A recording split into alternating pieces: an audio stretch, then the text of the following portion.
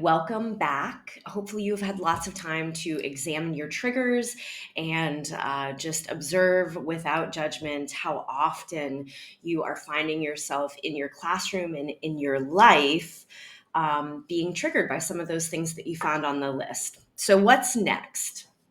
Active calming, self regulation. So think about what you want from the kids in your program, or really the kids and adults in your life. What do you want the most from them? Self regulation. Wouldn't it be nice if everybody could keep their cool? No tantrums, no fits, no arguments, and everybody could just be chill. That's what we want from everybody else. It starts with us. So we are going to spend some time on self regulation. So we need to be able to identify our triggers and take responsibility for them so that we can practice composure and learn new skills. That's what we're doing, right? Identifying our triggers and practicing. So it's our priority to teach the kids in our programs social emotional skills, self regulation, right? We get overwhelmed by the behaviors they have, or by the behaviors of our coworkers, by the behaviors of our supervisors, right? But before we can teach the children, we need to be able to practice those skills ourselves. So think about that for a second. Before we can expect anybody else to stay composed, to keep their cool, to use all of these skills, we need to be able to do it ourselves. For the adults around us, look, we don't practice composure to let them off the hook for their behavior. And it's easy to get wrapped up in that when we start talking about this because it feels like it's not really wrong. Other adults should be able to behave better, right? That's what we think. It's easier to accept that kids don't have the skills or the brain development yet. It feels different when we're working with grown-ups. So look, practicing composure is not about me staying composed while this adult loses their cool or doesn't help or whatever. It's not letting them off the hook, right? Because your bad mood about their behavior is not changing anything for them anyway. So composure is starts with us, and it is for us. The goal is not to suck it up and not care about what's going on in the world around you, in the classroom around you, right? Two things can be true at the same time. It can be true that you have a child in your classroom that you do not have the skills to manage or to keep safe because of their behavior. It can be true that you have a coworker who is not helpful or you guys don't click right now. That can be true. It can be true at the exact same time that your lack of composure is not helping the child or the adult's behavior, and it certainly isn't helping you. So the goal is that in the face of something that's going on in your life that you may not want right now, you can still breathe, you can still help the kids, you can still practice your skills, you can still not participate in gossip.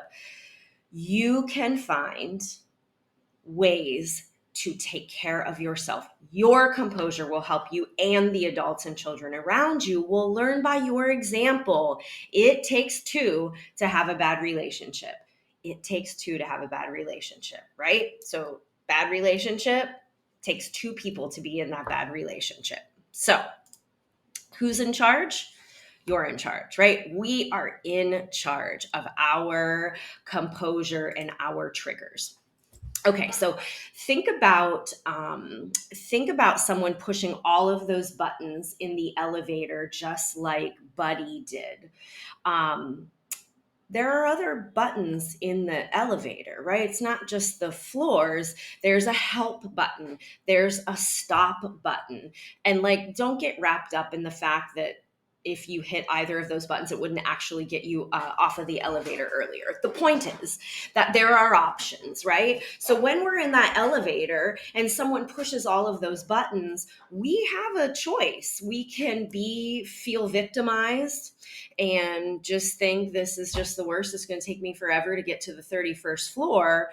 Or I might not have control over that, but I have a lot of other options. Number one, I can say, thank goodness. Coincidentally, if you've ever been to the downtown Y, I got stuck in the elevator yesterday for 15 minutes waiting for them to pry the doors open and get me.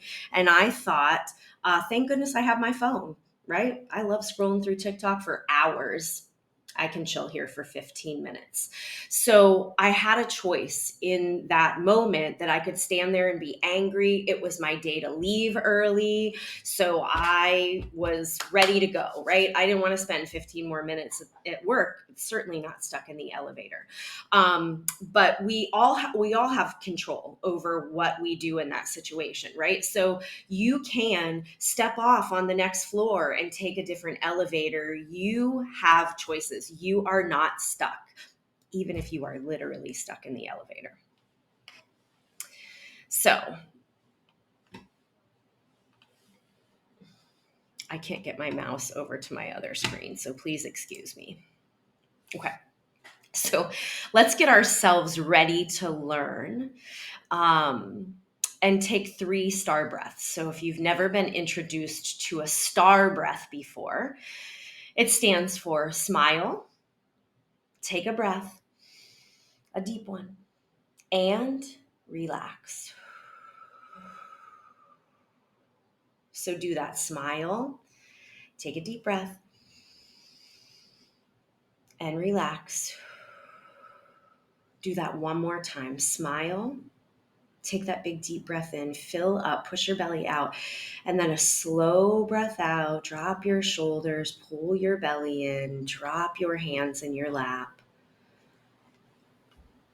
Composure is about being the person that you want others to become, right? Composure is self-regulation in action. Composure is self-regulation in action, right? That's our goal. That's what we're after. So it's the prerequisite skill adults need before disciplining children. And that's really important because nothing could be more true.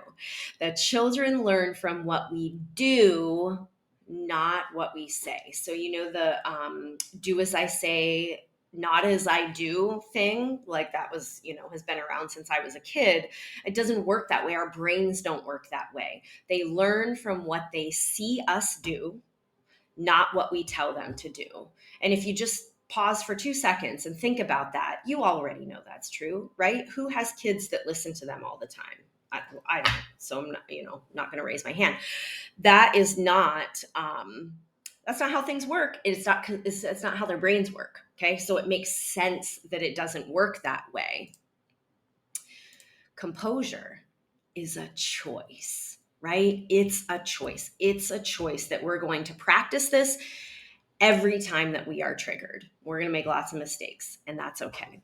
So remember we talked about, look what you made me do. You're driving me nuts. Don't make me send you to timeout. Look how you made her feel. Or how about this one? Your mom is going to be so sad when she picks you up, right? When we communicate these things, we're sending a message to the child that they are responsible for the adult's upset. And we know that that is not true, right? Placing others in charge of us leaves us feeling powerless and stressed. So think about that. When you put another person in charge of you, right, then you feel powerless. That's stressful. How many times do you put the kids in your classroom in charge of you or in charge of each other's happiness by saying things like that? The children in our classrooms, it is not their job to make us happy. It's not their job to make their parents happy. It's not their job to make each other happy, right? We got lots of jobs to take care of. It's not our job to teach them that. So it's time to take the power back and reduce the stress in our lives. For me to manage my inner state, I need to control you. If you would give in to my upset or my tirades, then I could stay composed and happy. And tell me, isn't that what we think in our classrooms? Yeah, I could be chill and composed and calm if these kids would stop dumping all the toys, not cleaning up, running. This one jumps on the shelf. This one's been running out the door. This one screams and cries all day long. So if they stopped, I could stay composed, right? I mean, that's probably true. But we know that we can't make any of those kids stop doing those things. If we could, we would, and then we wouldn't be here. Things would be easy, right? So we put someone else in charge of our emotions. We put them in charge of us.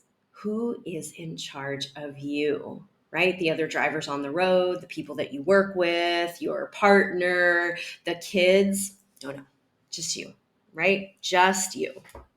So remember this, right? It is our perception of an experience that creates our feelings about it.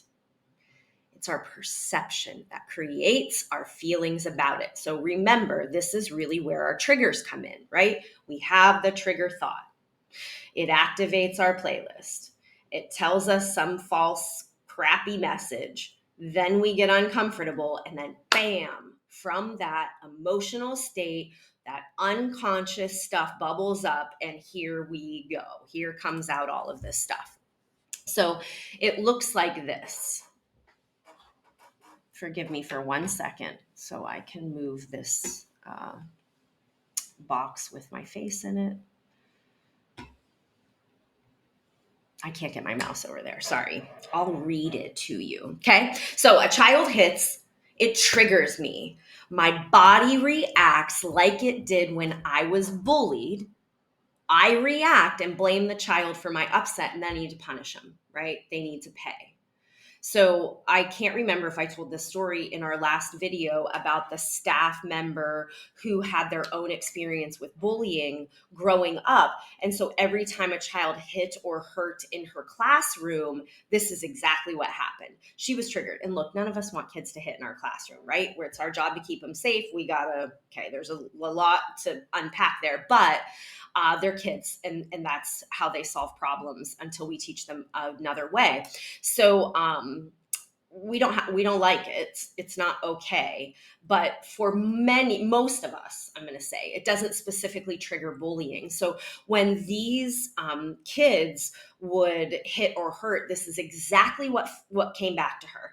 Exactly what came back when she was triggered. It felt like bullying. Her body and her brain reacted. That's how awful it felt when she was bullied. Now this child is a bully. They need to go. They need to pay, right? Her perception about the situation was that the child was bullying everyone. She wrote a story. There was a story in here about her, and she wrote a story for that kid. We all do that, right? We all do that.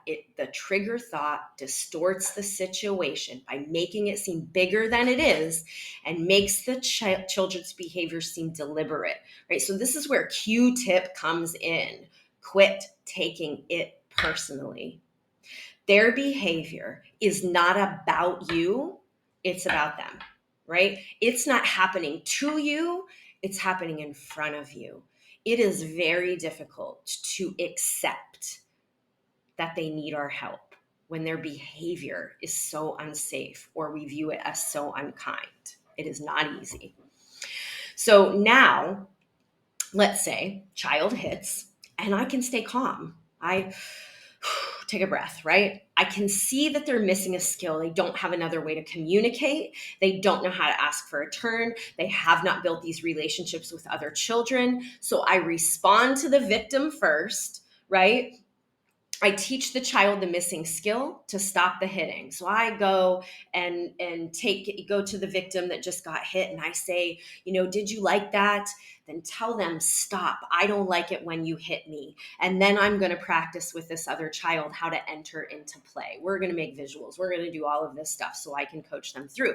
But understand that all that good stuff we can give you, teaching big voice and how to ask for a turn and let's do visuals and social stories, all of that great, very effective stuff doesn't work unless you are composed, right? Because if someone comes to help you and provides you a skill in your classroom, but they're not composed and they're yelling at you, do you want to listen to them? Can you hear them? No, you're going to go into your emotional state. And in our emotional state, we cannot accept or ask for help. Okay. So in this situation, the perception about the situation is that the child is missing a skill. It says behind my head that the child is missing a skill. So in one opportunity, my perception is this child is a bully and they need to pay. When I can practice composure and really see what's happening, I can say, this child is missing a skill. We're not letting anybody get away with anything, right? And we're not here today to talk about consequences, but we are here to talk about our own composure. We'll get there, right? So when I'm upset by my triggers and not by the hitting, right? If I can understand that trigger thought, I'm not going to get lost in it. I'm going to recognize it, and then I'm gonna figure out a plan on what to do. Because remember that iceberg? I'm in the trigger thought. I can only see this kid is hitting and how terrible it is. I can't see all of these things underneath that might be causing it or that I might be able to do to help them and myself. Look at that fancy thing. Okay, so how? We get it. We got to stay composed. How do we do it? How do we do it? Well, we're going to talk about that.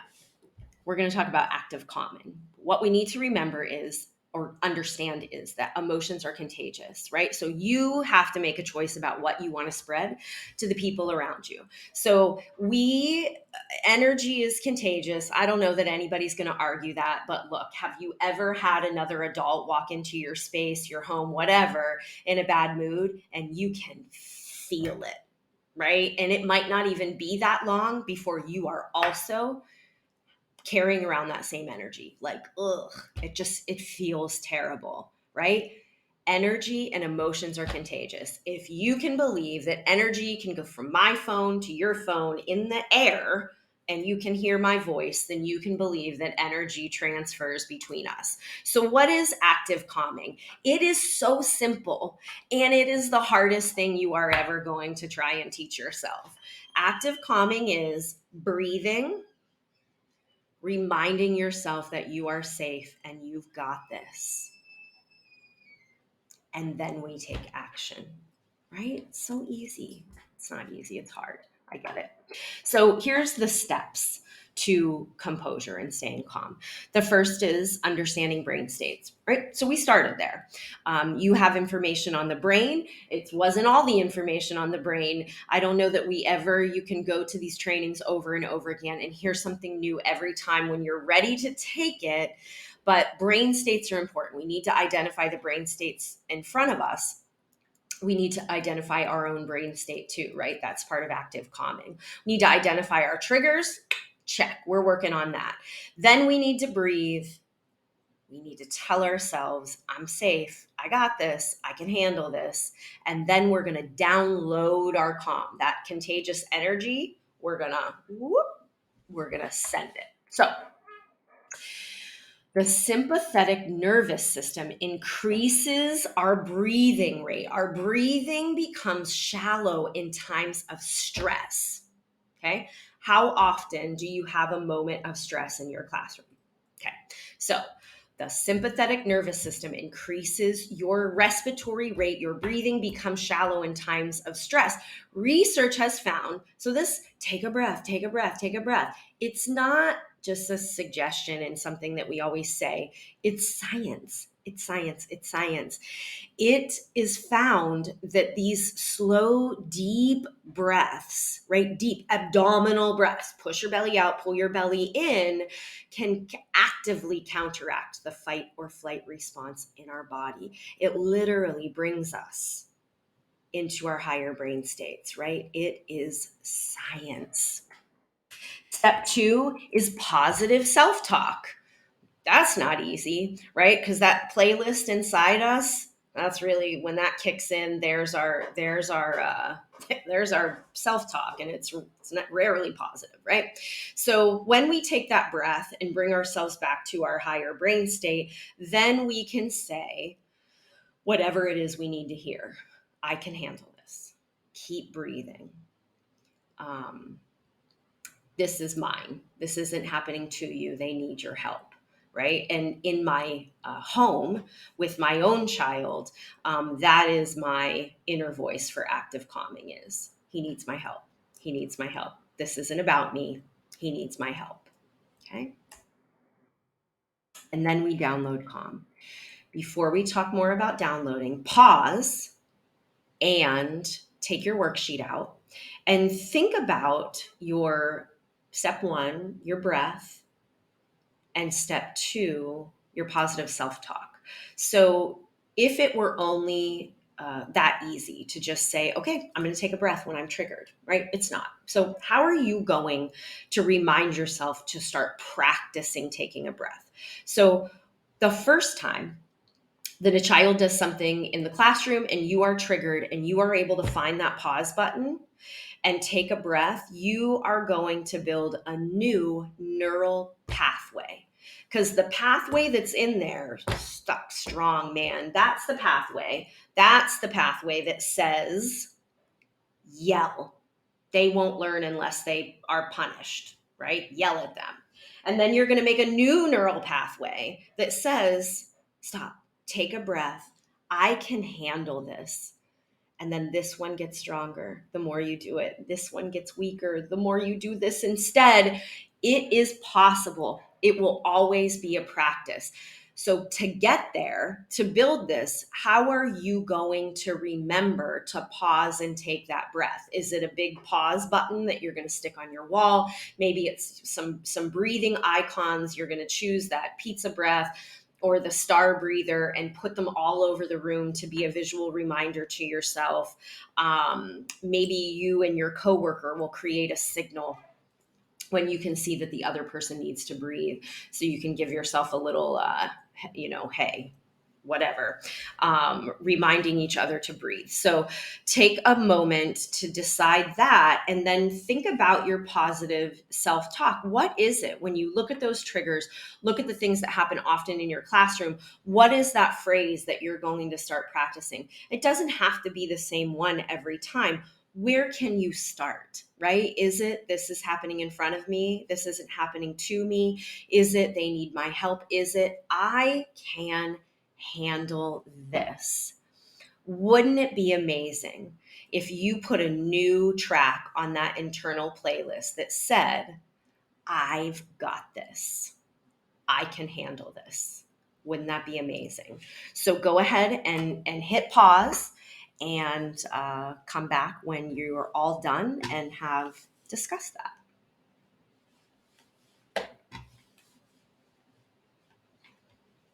I really want to move that bar that says stop sharing and hide, and I can't get my mouse to go over there. But I'm not going to let it trigger me. I'm going to stay composed. I can handle this.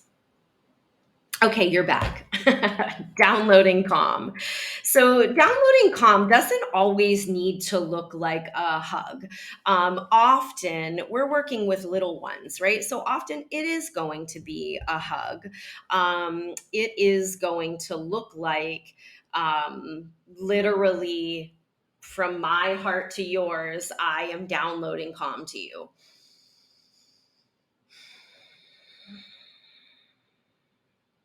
What we need to remember is in survival state, they're looking for safety and they are not likely to accept touch, right? So providing safety in that situation and downloading our Calm isn't about me getting my hands on you so I can,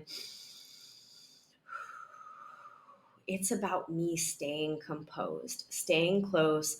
I'm breathing. I'm providing safety by being a safe person, right?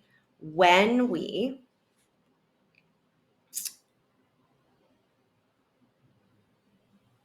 what in the world just happened?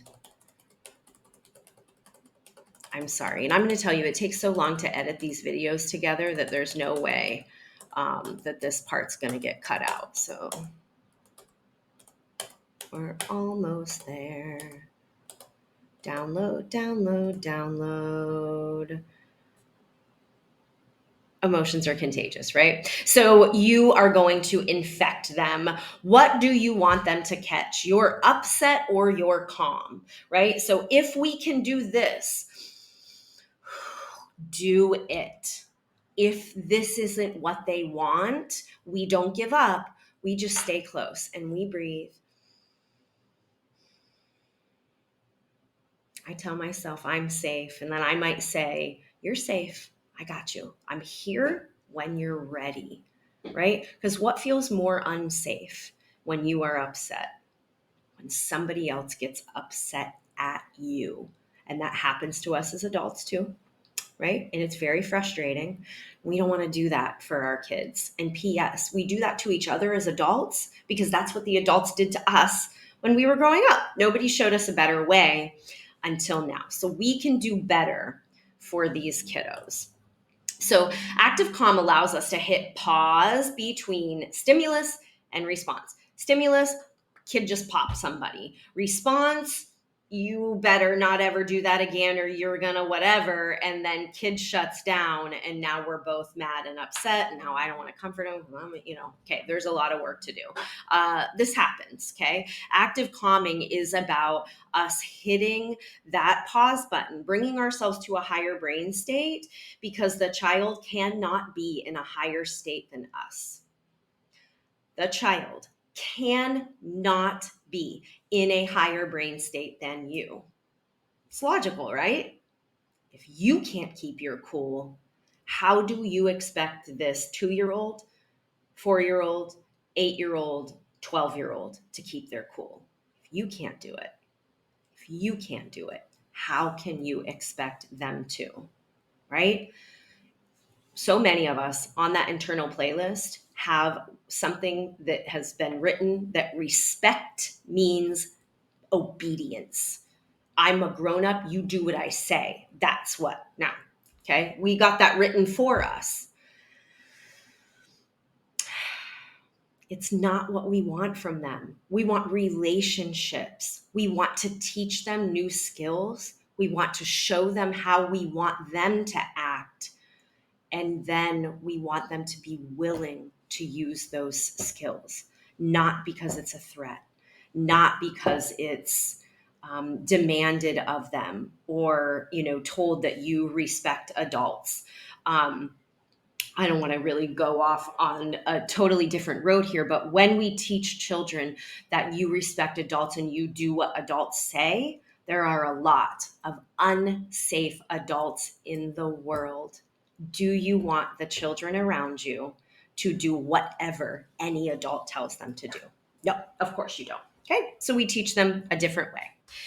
Practice this active calm. This allows us to hit pause between the stimulus and response. So the kid punches, pow. We realize I'm triggered. That triggered me. I need to take a breath. This is not about me. This child needs my help. I pull off into that rest area, right? I pull off into that rest area so that I can take that breath, so that I can upload the internal state that I want for the child.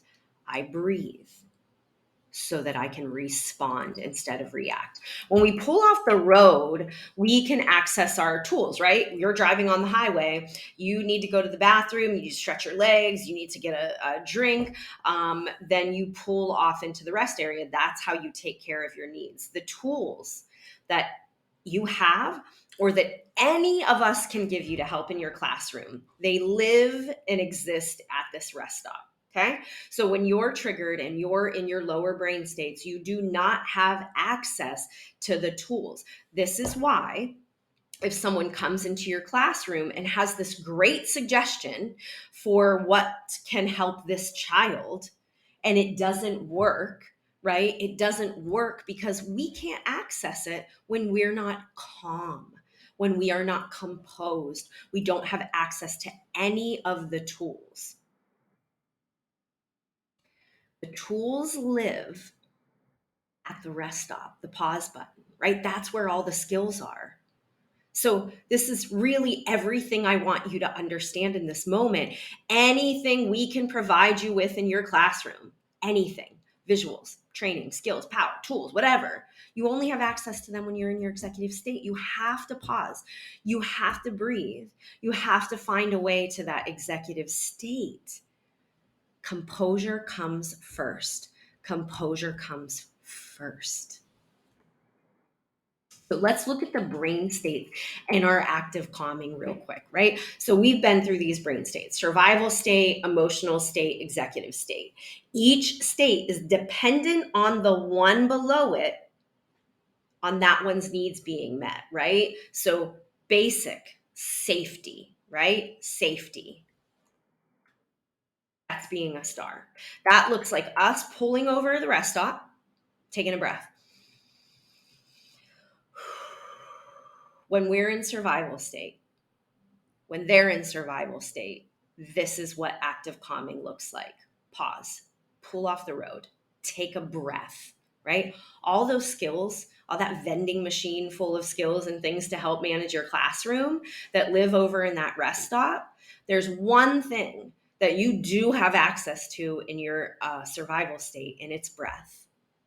You can breathe and access your breath in every state. So emotional state looks like this. This is that positive self-talk. I'm safe. Keep breathing. I can handle this. I've got this. This is me saying, Heather, you can handle this. And I keep breathing. So I can bring myself to my executive state where I can access those skills. I can wish well. I can reframe what's happened as a mistake. I can activate my quit taking it personally, script in there. I have the opportunity to change my perception about the situation and problem solve. You will have little fires in your classroom all day, in your group, in your classroom. It doesn't matter what age you work with, right? There will be fires in your classroom or group all day long. What do you want to bring to it? A can of gasoline or a bucket of water, right? What do you want to bring to the fire? Because when there's a little fire in your classroom and we can't practice composure, we are grabbing that gas can and we are going in there to fuel that fire. Pour some gasoline on it, light it up. When we choose composure, we go in with water. We can put the fire out. We can assess the damage. We can figure out what to do next. Now, when something happens, if you march in there with that gas can, and as you're pouring that gas can and that fire is getting bigger, and you have that moment that goes, oh, consciousness, right? What am I doing? And I can take a breath then. It's not too late. I can grab that bucket of water. I can put the fire out. And then I can say, man, I wish I would have handled that differently. Any mistake, any oops we make is an opportunity to practice our skills. It's an opportunity to learn. It's an opportunity to show everybody around you that just because you made a mistake, just because you lost your cool, just because you did not practice composure, doesn't mean you don't wish you handled it again, right? This is how we model how we want everybody else to be. Man, I didn't like how that felt. Here's how I wish I would have handled it. And here's how I'm going to try to do it next time. You've got this. I'm wishing you well.